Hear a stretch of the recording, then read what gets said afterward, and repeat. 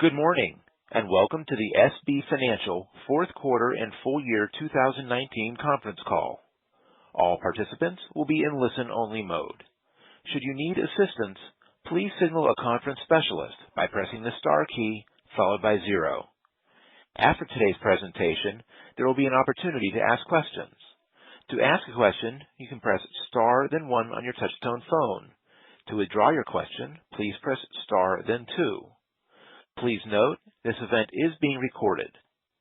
I would now like to turn the conference over to Carol Robbins. Please go ahead. Good morning, everyone. I'd like to remind you that this conference call is being broadcast live over the Internet and will be archived and available on our website at www.yoursbfinancial.com under Investor Relations. Joining me today are Mark Klein, Chairman, President, and CEO, Tony Cosentino, Chief Financial Officer, and John Gaffman, Senior Lending Officer. This call may contain forward-looking statements regarding SB Financial's performance, anticipated plans, operational results, and objectives.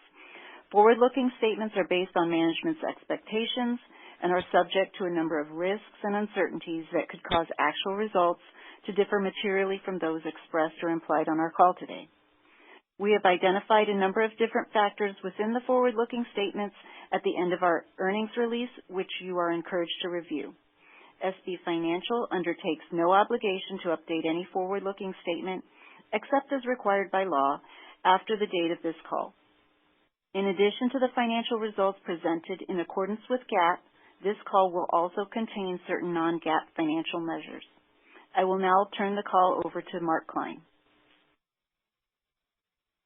Thank you, Carol, and good morning, everyone. Welcome to our fourth quarter 2019 conference call and webcast. Our comments today, as with prior quarters, are supplemented by our earnings release that we filed last evening. Highlights for the quarter include net income of $3.4 million, up $400,000, or 13% increase over the prior year quarter. And for the full year, excluding our $1.1 million pre-tax OMSR impairment, the adjusted net income was $12.8 million, up $1.2 million, or 10% over the prior year. Consider our results compared to the year-ago quarter and year-over-year. We grew diluted earnings per share for the quarter from 37 cents to 42 cents, representing a 14% improvement. And for the full year, when adjusted for the servicing rights, earnings per share were $1.62, up 10 cents, or 6.6% year-over-year. We expanded our assets to $1.04 billion, up $52 million, achieved a return on average assets of 128 basis points, up 9 basis points, produced mortgage origination volume of $138 million for the quarter and set a new record of $445 million for the year. Increased loan balances year-over-year to $826 million, up $54 million, while increasing deposits to $840 million, up $38 million, and as with prior quarters, maintained our strong asset quality metrics. Strategically, 5 key initiatives continue to consume our attention and drive our quest for high performance, and now in 2020, to elite status. Revenue diversity and growth is first. More scale with organic growth, more products and services for each of our clients, excellence in operation, and greater intimacy on client communications, and lastly, continuing with our key loan quality portfolio and metrics. First, revenue diversity. Net income of $8.6 million, net interest income of $8.6 million for the quarter provided 59% of our $14.6 million of total revenue. Our fee-based residential mortgage engine was again running at near full capacity this quarter, as we achieved originations of $138 million from over 600 clients. We were up 74% from the prior year quarter of $79 million. For the full year, we originated $445 million and achieved our first $400 million year in total production. The ability of our institution to generate this level of volume with multiple markets with generally decentralized processing was a tremendous accomplishment for our team. Our Columbus group led the way again this year with $264 million, followed by our Defiance group of $105 million, Findlay region at $68 million, and our newest region, Indianapolis, with just $8 million, but plans for many more millions. Non-interest income to total revenue was 40.9% for the fourth quarter, as we recaptured 19% of our impairment, or $300,000 pre-tax. For the full year, the GAAP percentage came in at 34.1%, but would increase to 35.4% when we adjust for the servicing rights impairment.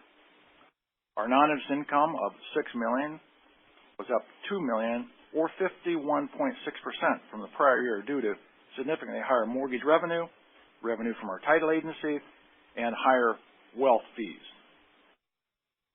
Our title agency, Peak, completed a very successful year as the newest business line of our company. Peak set a number of highs in 2019 that include total revenue of $1.1 million, as well as the number of transactions of 868 and revenue in 1 month of $163,000. In addition to their full year bottom line impact to the corporation of $250,000, Peak increased their level of commercial title business by 20% over the prior year, installed a new operating system enabling them to work more efficiently, and expanded their territory from just Ohio to include also Indiana and Michigan. For the year, nearly 25% of Peak's volume included assisting state bank clients with the purchase of a home or commercial real estate. SBA loan production for the quarter came in at $3 million, with sales of $2.3 million. A full year of $11.8 million in production and $8.1 million in sales was certainly below our expectations, but we also recognize that the volatility in the rate markets added additional challenges to this line of business in 2019. We continue to focus on the client's capital structure and prudent levels of leverage for each client to ensure they're properly funding their acquisitions and or growth. In the last 5 years, our SBA bankers have provided capital for over $64 million of projects on our way to help 118 clients with their plans to expand. Our residual portfolio, the remaining unguaranteed portion on our books, now stands at approximately $12.3 million and, as before, continues nicely weighted yield of 7.1%. Our wealth management group achieved a key milestone in the quarter, with assets under our care now standing at an all-time high of $508 million, represents an increase over the prior year quarter of $84.4 million, or 20%. Revenue from this business line is now up to over $800,000 per quarter and is growing in the low double digits on an annual basis. Including both on and off balance sheet assets from all of our business lines, we now oversee $2.7 billion in assets, up over $250 million, or 10% from the prior year end. Our second key initiative, a broader reach and more scale. Loan growth for the linked quarter was up just slightly as we overcame an $11.1 million scheduled residential loan sale and unexpected commercial real estate loan payoffs of $13.2 million due to rate competition.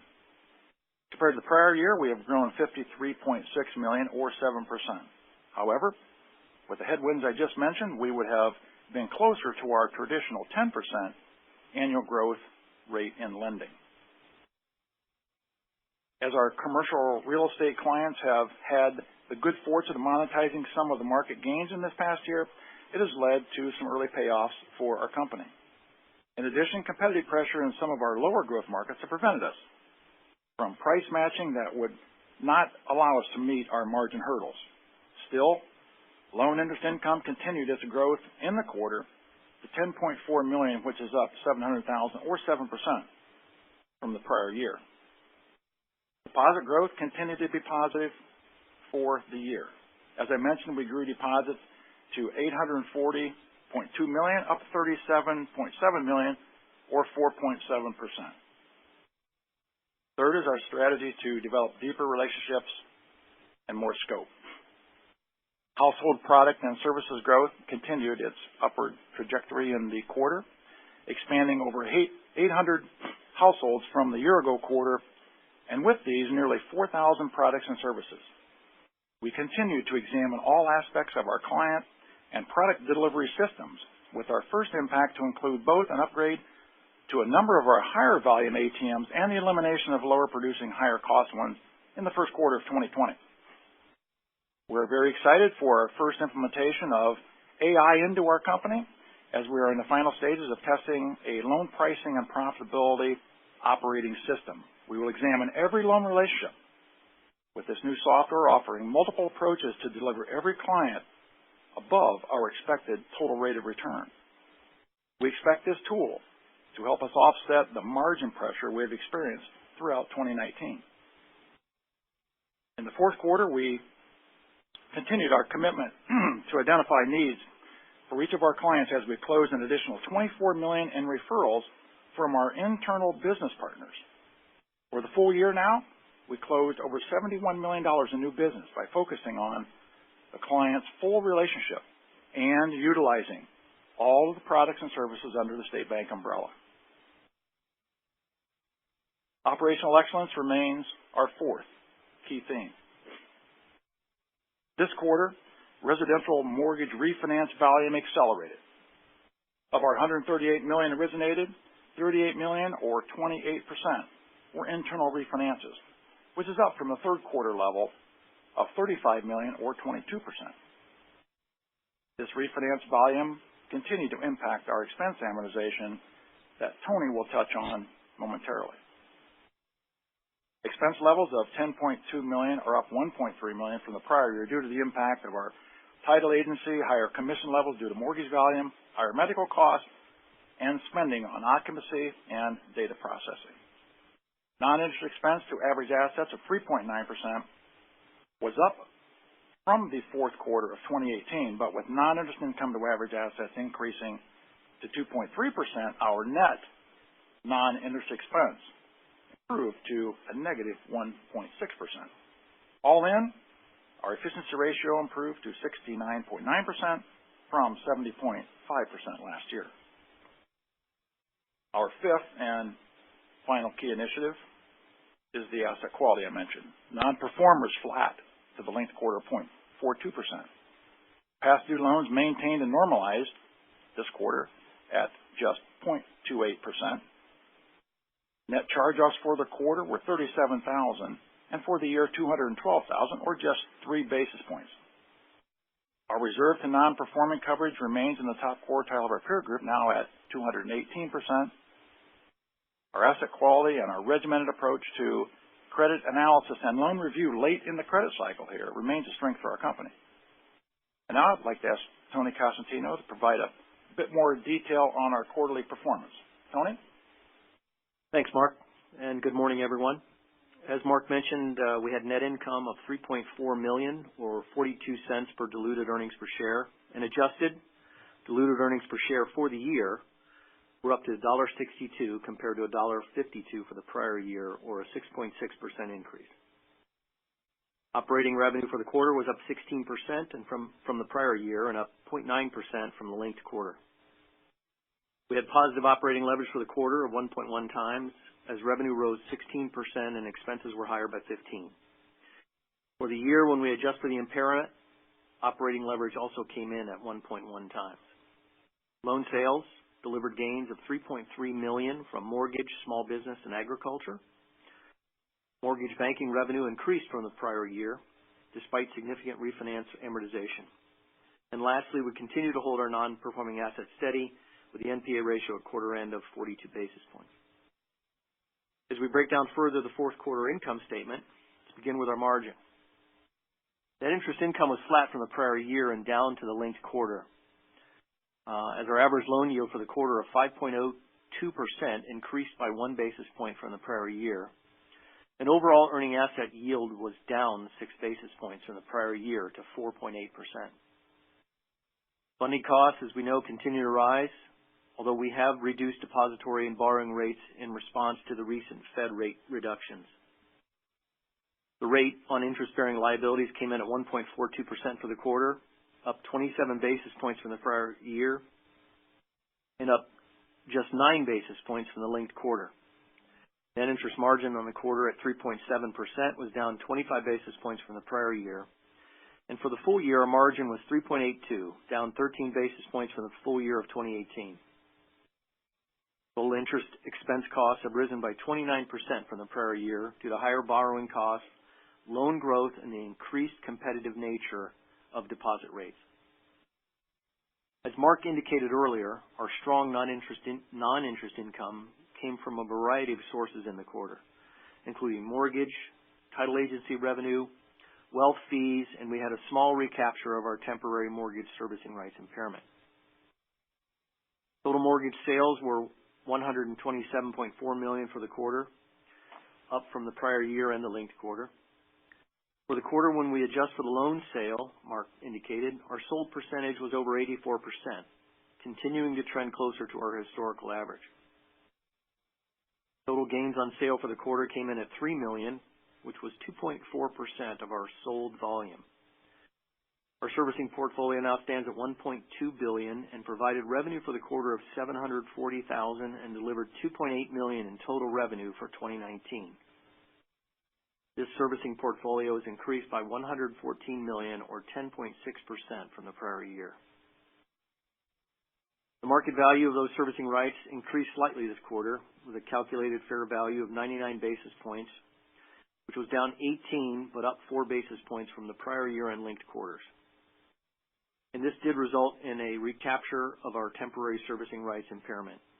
The recapture of $300,000 reduced our total impairment to $1.3 million, and with stable rates in 2020, we expect to continue to recapture this temporary impairment.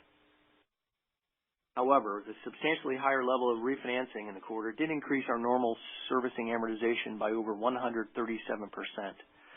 as amortization costs were $710,000 for the quarter. At year-end, our mortgage servicing rights were $11 million, up $200,000 or 1.7% from the fourth quarter of 2018. Total operating expenses for the quarter of $10.2 million were up 15% from the prior year and also up $700,000 or 7.1% from the linked quarter. The quarter included our title agency expense of $3 million and higher mortgage commissions from the additional $59 million in volume. As Mark did reflect, our efficiency ratio for the quarter improved from the prior year, reflecting the 16% revenue increase. When we adjust for the servicing rights, the full-year operating leverage was a positive 1.1 times, which has improved from the prior 2 years of 0.9 times. Now, as we turn to our balance sheet, loan outstandings at year-end stood at $825.5 million, which was 79.5% of total assets of the company. We had liability growth of $46.1 million and asset growth of $51.7 from the prior year. For the same period, the growth of our loan book was led by commercial real estate of $29.2 million, followed by commercial and industrial of $23.4. On the deposit side, we were up from the prior year by 37.7, which is a 4.7% growth rate. We continue to utilize our balance sheet very efficiently as our loan-to-deposit ratio improved from the linked quarter of 97.1 to 98.3% this quarter. We have lowered deposit rates in response to the recent Fed rate decreases, and thus far, balances are holding relatively flat. Looking at our capital position, we finished the quarter at $136.1 million, which is up $5.7 million or 4.3% from the prior year. On December 26th, we completed the conversion of our preferred shares to common. This improved tangible equity by $14 million and resulted in an improved tangible book value per share of $15.23. We continued our share buyback in the quarter, and we have approximately 190,000 remaining on our current share buyback authorization. Regarding asset quality, total non-performing assets now stand at $4.3 million, down $300,000 from the linked quarter. Included in those non-performing asset totals are $0.9 million in accrued restructured credits. These restructured loans elevate our non-performing level by 8 basis points. And absent these, our total non-performing asset ratio would be just 34 basis points. Provision expense for the quarter was $0.3 million, up $0.3 million from the prior year and level to the linked quarter. We did have loan losses in the quarter of $37,000 or 2 basis points, and for the full year, $212,000 or 3 basis points. Our absolute level of loan loss allowance of $8.8 million is up 7.2% from the prior year, and our allowance to total loans percentage has remained steady at 1.06% compared to the prior year. I'll now turn the call back over to Mark. Thank you, Tony. As Tony mentioned, we are proud of our recent 5-year journey to convert our preferred shareholders to common at year-end. All totaled, these shareholders earned a 5-year return of 127% on their investment. In summary, as we look back on 2019, we are excited to recall the many significant accomplishments for our company.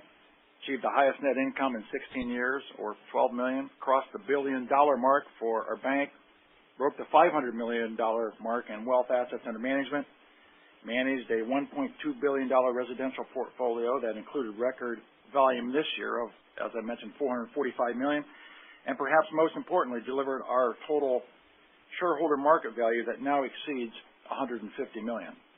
We made some great progress this past year in a number of areas, albeit on the heels of an entire decade without a pullback or recession. As such, we believe we are well poised for even greater achievements in 2020 and beyond. And with that, I'll turn it back to Carol for questions. Thank you. Gary, we are now ready for our first question. We will now begin the question and answer session. To ask a question, you may press star then 1 on your touch-tone phone. If you are using a speakerphone, please pick up your handset before pressing the keys. To withdraw your question, please press star then 2. At this time, we will pause momentarily to assemble our roster.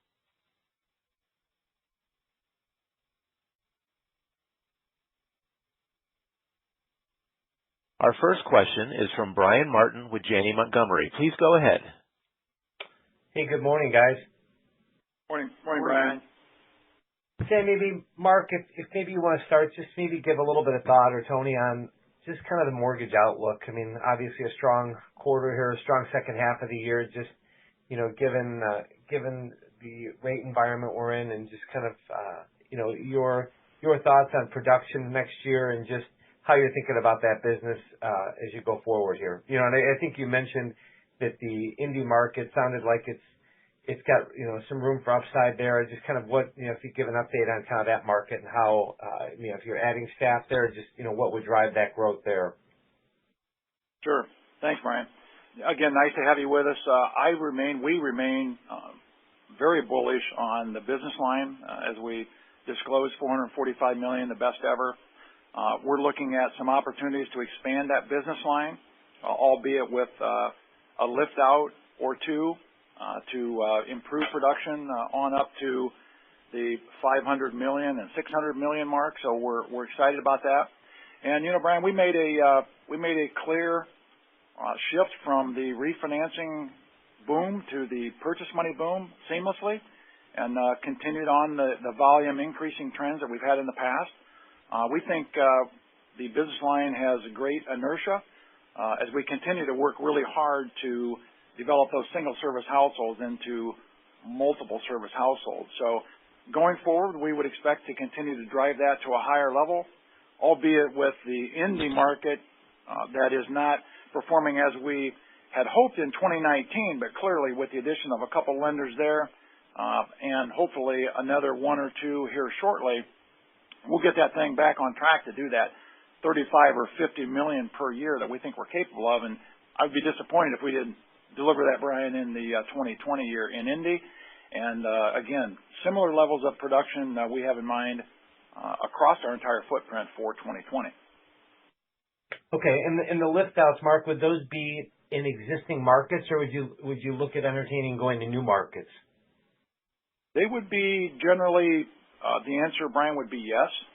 They're an existing market and would take us to the fringes of some new markets. And we're extremely excited about that opportunity. We've begun to leverage our Encompass platform that certainly is one of the best in the market. And We know that mortgage originators and backroom alike like that platform. And we also have our Chief Technology Innovation Officer with us today, Ernesto Guyton, that's driving that platform and all those initiatives to make us more efficient in the backroom so that we can use AI to drive that on to up to the 600 and 700 million without adding more people. Gotcha. Okay, and just to be clear, Mark, just your thought on, if you're not successful in adding staff or lift outs this year, can the production in mortgage be greater next year, as given the current infrastructure and staff we have, or is it more contingent on getting some more staff in there and possibly doing some lift outs? Well, we pay well, so our front end mortgage origination platform certainly knows how the process works, and I know we're in the midst now of a 15-year, 30-year fix at 3% and 3.625 on a, 3% on a 15-year, 3.625 on a 30-year. So our pipeline has begun to fill, and we remain bullish on our ability to not only take market share, but to also generate loan sale gains in that arena, and potentially, of course, with lower rates comes more volume, which also brings on additional amortization and or impairment. But Tony, I know you have some thoughts. How's our pipeline running right now? Yeah, I think, Brian, just to add on Mark's comments, it was a strange year, obviously, in mortgage in 2019. We did 68 to 70% of our volume in the back half of 2019. The front half of 2019 at basically 150 million was, in our minds, a pretty dead market. I would say we're running between 30 to 35% higher for this first half of 2020 than we did in the first half of 19. I don't know that we'll repeat the second half of 2019 in 2020, so I think we'll be a little bit better, say 30% in the first half of 20 than we were in 19, and we'll probably be a little less, 10 to 15% less in the second half. I think we both would be disappointed if we didn't eclipse the 400 million mark in 2020. Yeah, the wild card, and good statement, Tony. The wild card, Brian, is obviously the lift out and the generally imminent opportunities we have to take market share, because I think people that we talk with know that we know the business line and that we can do it right, and where everybody can generally win, versus the way many banks mess up that business line, which is they see what MLOs are making and they want to change it all around. We think we have a model that works, and we have individuals that want to stay on our bus, and we think we can continue to drive that on up into 500 and 600 and 700. Gotcha. Okay, and Tony, the gain on sale, kind of the margin in the quarter, and just how you're thinking about it for next year. Any real change in kind of that 225, 220 range on the gain on sale? Or is that still a good level to think about?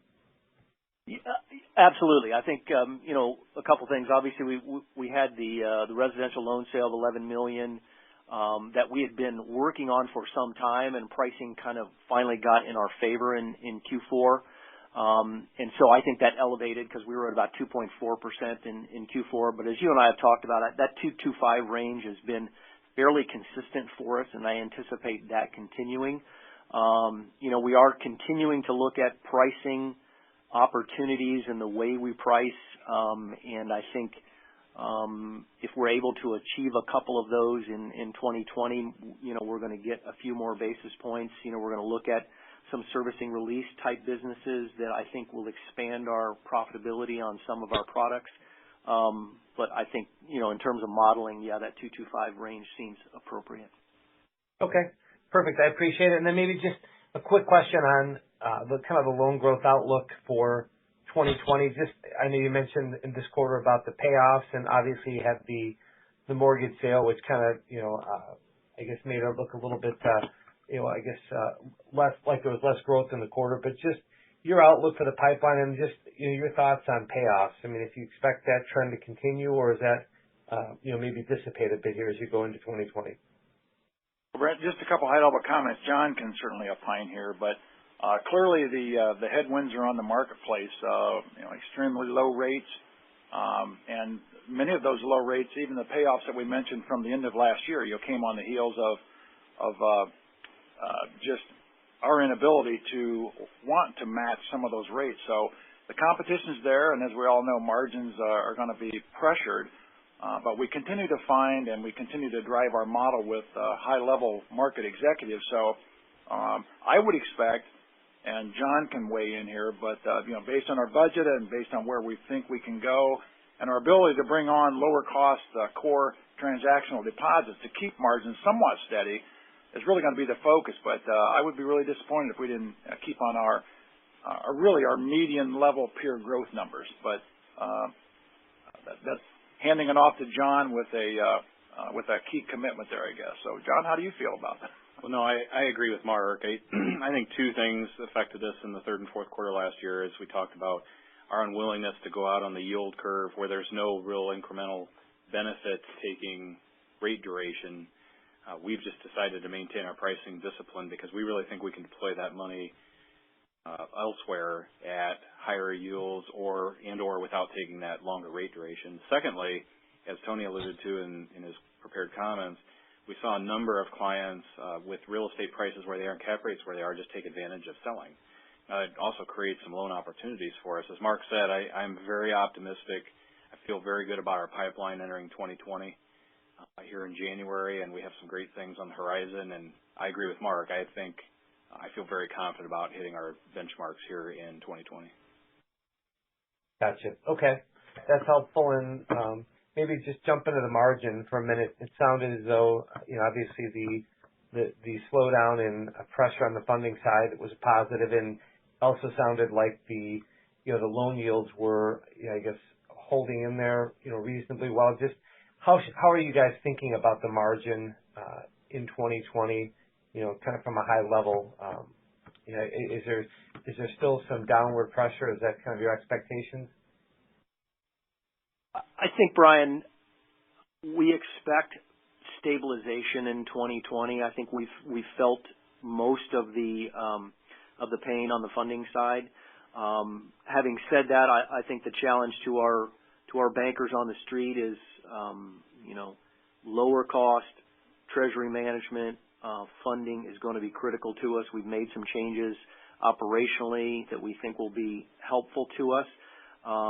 But if we're not able to achieve that, then I think we're subject to the whims of the marketplace. And there's no question in almost all of our markets, rate competition is still fairly significant. I think we feel pretty good about the loan side. We've walked away from some deals that we didn't feel pricing was appropriate.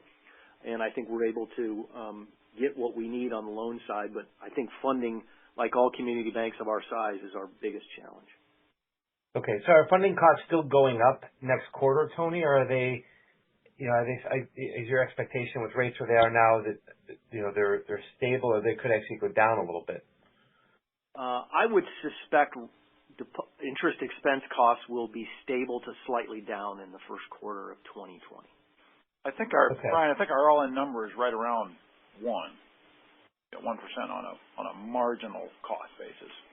On the deposit side. On the deposit side, and so the marginal cost of funding, we know is higher than that. So it's gonna be pressured. There's no question about it, particularly in light of what we're seeing on the competitive arena.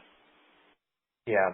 Okay. And Tony, when you kind of in the context of being, stabilization, kind of on a year-over-year basis, or are you talking kind of, from the fourth quarter levels? Just so I understand the context of, I think it was the margin was about, was it 367 or 368 in the fourth quarter, and then it was maybe in the 380 range for the year. Yeah. So deposit costs will be down in Q1 versus Q4. But margin, if you look at it on a year-over-year basis, I think we'll still trend down anywhere from that 8 to 12 basis points. About mid-year, maybe by third quarter, I think we'll start to be in full stabilization on a year-over-year basis. Gotcha. Okay, that's helpful. And how about just jumping to just capital management, just kind of the buyback kind of expectations about, maybe completing that, and then just maybe from an M&A perspective, how conversations are going these days on that front. Sure. I'll talk about the capital first. Obviously, the conversion was big in terms of getting that out of the way. I think that adds some simplicity to our capital structure and allows, I think, the marketplace to understand our capital structure. In terms of the buyback, we bought back 285,000 shares or so in 2019 for about $4.9 million, of which we did 36,000 or so, about $600,000 in the fourth quarter. I would say we didn't do as much volume in the fourth quarter as we anticipated. It just didn't seem to be as much opportunities. We obviously have a current allocation of another 190,000 shares or so when we expect to begin that back up here in the mid part of Q1, which we think is appropriate, still given where our pricing is and where our valuation is. Brian, from the M&A perspective, as we've mentioned a couple times, we continue to drive the opportunities for lift outs of the general mortgage business line, which we're working on as we speak. And we're also closing in on hopefully an opportunity to make an announcement soon with regard to a potential acquisition we've been working on for some time. No guarantees yet, but we continue to work diligently on that opportunity, and we're not going backward on what we said before. We're still optimistic about that. Okay, perfect. And maybe just the last two for me, just credit quality. It sounds very, obviously the numbers are very strong. Just, is there anything out there that's concerning or, on the horizon that would lead to, increased provisioning this year, given kind of where we are in the cycle, or is credit just as good as it looks? This is John. I think that's a fair assessment. I think at this point, we're looking at our portfolio, and it's as strong as it's been, as it is for a lot of banks at the moment. That said, we're trying to look around the corner, as everybody is, trying to determine when the cycle is going to turn, whether that's in 2021 or 2022, and considering strengthening our provision and allowance as we head into that period, as well as with CECL coming. But no, at the moment, our credit quality, we haven't seen any deterioration, including delinquency, which obviously is a precursor. We feel very good about that here as we sit in 2021, mindful of an impending cycle change at some point in the future. And just one comment, Brian. One thing we've talked about at length before is that we have multiple sets of eyes looking at credits. We don't hand out a lot of lending authority to our lenders. We like to think that multiple eyes is going to give us a better process, and we'll certainly find out if that's true if and when the credit cycle turns. But at this juncture, we're pretty positive about what we've done from a leverage and a liquidity perspective of our clients. Okay, that's helpful. And just maybe the last two for me was the SBA. I think you talked about some of the volatility with rates, and the challenges that presented in 2019. I guess do you think some of that's behind you, where maybe that contribution will be a little bit greater this year based on kind of maybe the market conditions and where rates are? Well, just a high level comment. We've, of course, the antithesis of getting good rates would be high risk clients. So we want the best clients, and the higher rates, and those don't typically go hand in glove. So we've taken less yield in the spirit of identifying and booking great credits. That said, our SBA 5 years ago, when we developed that business line and produced $64 million in loans, that was our answer to incrementally taking more risk as a result of a pristine loan portfolio, all in the spirit of driving margins a little wider.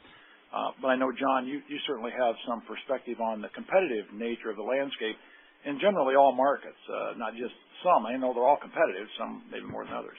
No, I think to your comment, yes, as rates move down, generally we see SBA volume increase. That said, the other headwind is with great asset quality, a lot of banks are doing what would have ordinarily been SBA credits conventionally. So that's probably the headwind we see here, both in 19 and heading into 20. But we have some very good initiatives to continue to branch that out both on a traditional client-by-client basis, but also with partnering with some other organizations and institutions to widen our net. So we feel good that we'll continue to build on our success in the past few years in 19 heading into 20. Brian, one comment, one thing I think that we can all managerially here take comfort in is that we've initiated probably, $70 million in swaps, John, maybe, plus or minus. And, of course, it takes one of the elements of risk off our clients, which is interest rate risk, and hopefully builds an opportunity for eventually, someday, ever rates to increase, which we would benefit on that. But our clients would enjoy the fixed rate world that we've enabled them to have as a result of our ability to launch that swap strategy. So that's good for both sides, and I think that will be one of the issues that will emerge, as the markets potentially change. Gotcha. Okay, that's helpful. And last one was just on expenses and kind of efficiency as you guys think about 2020. Maybe, Tony, just your high-level thoughts on kind of the rate of expense growth and I guess the expectation that there's still some positive operating leverage in 2020. Is that kind of how you guys are targeting the year? Yeah, I'd say in expenses, obviously, the title agency not being there in the prior year, kind of a year-over-year comparison, you have a little bit of noise from that. I think obviously the significant level of mortgage volume, given how we but how we pay on commissions, we start to get people into higher tiers as volume goes up. I think we encountered some of that, which would be abnormal relative to a normal mortgage volume year. And I do think positive operating leverage is how we've designed our 2020 budget. Our expectation is we're going to grow revenue or hold down expenses, one of those two. I know Mark feels the same way, so I think that is a key component to our 2020 plan. And Brian, full disclosure, Ernesto's in here, and our Chief Technology Innovation and Operations Officer, but clearly we have identified some initiatives to capitalize on the disruptive innovation in the marketplace today that's going to require us to make some expenditures in the technology platform that's going to cost us some more money up front in the spirit of making us more efficient 1, 2, 3 years from now. So, Ernesto, I know you're certainly bullish on the deployment of Salesforce, nCino, profitability platform. Yes, I think there are certain key platforms that can help us to propel our growth in the future, and we'll continue to look closely to artificial intelligence and machine learning to make us more efficient as a company. Yeah, so Brian, we've got to do more with less, and that's the spirit of 2020. If we were 100% optimistic 3 years ago, we're about 75-25 today. So in the spirit of constraints, to drive top-line revenue and, again, do more with less is really the spirit of 2020. Gotcha. Okay. Perfect. I appreciate all the taking all the questions and the great insight. So nice quarter, and thanks for everything. Great. Thanks, Brian. Take care, Brian. This concludes our question and answer session. I would like to turn the conference back over to Mark Klein for any closing remarks. Once again, thanks for joining us. We look forward to speaking with you all again in April when we will disclose and report on our first quarter 2020 results. Goodbye. The conference is now concluded. Thank you for attending today's presentation. You may now disconnect.